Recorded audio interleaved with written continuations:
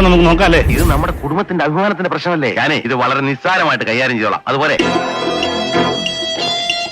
ഈശ്വര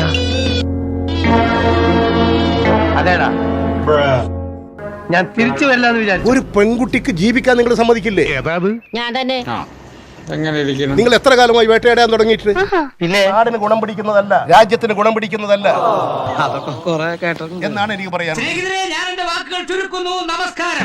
രാഷ്ട്രീയ ഇടപെടലുണ്ടോ? അങ്ങനെ നീ എന്റെ കയ്യിൽ നിന്ന് വാങ്ങിക്കും. ഈ പറഞ്ഞ കാര്യങ്ങളിൽ നിന്നും ഇത് മനസ്സിലായിട്ടില്ല.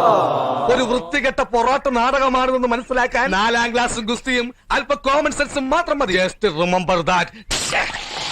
ഇതൊരു പെൺകുട്ടി IT മേഖലയിൽ പ്രഗത്ഭയാണ്, ഒരു സംരംഭം ആരംഭിക്കുന്നു. അത് നടത്തി ജീവിക്കാൻ സമ്മതിക്കില്ല എന്നാണ്. ദൈവസഹായം കൊണ്ട് കള്ളത്തരം എന്റെ ജന്മവാസന. 10 ഗുണം 10 ഗുണം. ഒരു സ്ത്രീയാണ് വേട്ടയാടുന്നത്, ഒരു പെൺകുട്ടിയാണ് വേട്ടയാടുന്നത്. നിങ്ങൾ എന്ത് പറഞ്ഞിട്ട് എന്താ അവര് ചെയ്ത തെറ്റ്? ഇങ്ങനത്തെ ഒരെണ്ണം എടുത്തോ, ഇങ്ങനത്തെ തന്നെ ഒരെണ്ണം എടുത്തോളാം.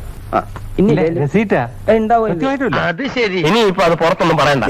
ഒരു ഏജൻസിയും കണ്ടെത്തിയിട്ടില്ല, ഒരു മാധ്യമവും കണ്ടെത്തിയിട്ടില്ല, ഒരു തെറ്റും കാണുന്നില്ല. ഞാനിത് കേട്ടപ്പോ തന്നെ എനിക്ക് ഈ വ്യവസായ വകുപ്പ് കൈകാര്യം ചെയ്ത ഒരാളെന്നുള്ള നിലയിൽ നടക്കുകയായിരുന്നു. ഈ ഷെയറിനെ സംബന്ധിച്ചൊക്കെ എനിക്കറിയാം. ആരെല്ലാമുണ്ട് ഷെയർ? ആർക്കും അറിയില്ല. എന്നാൽ ഇനി ഞാനത് പറയാം, ആരും ഞെട്ടരുത്. യൂസഫ് അലിക്ക് ഇവിടെ ഷെയർ ഇല്ലേ? ബാക്കിയുള്ളവന്റെ മനസമാധാനം കളയാനായിട്ട് നിങ്ങളിത് എന്ത് കണ്ടിട്ടാ പറയുന്നത്? അയ്യേ, ഇനി ഇവിടെ നിന്നിട്ട് കാര്യമില്ല. ഒരു 6 ഇഞ്ച് നീങ്ങി ഒരു ചുവന്ന സ്വിച്ച് കാണുന്നുണ്ടോ? കാണുന്നുണ്ട്. ഈ സ്വിച്ചിന്റെ കാര്യമാണ്. ചുവന്ന സ്വിച്ച് അമർത്തിയോ? അമർത്തി.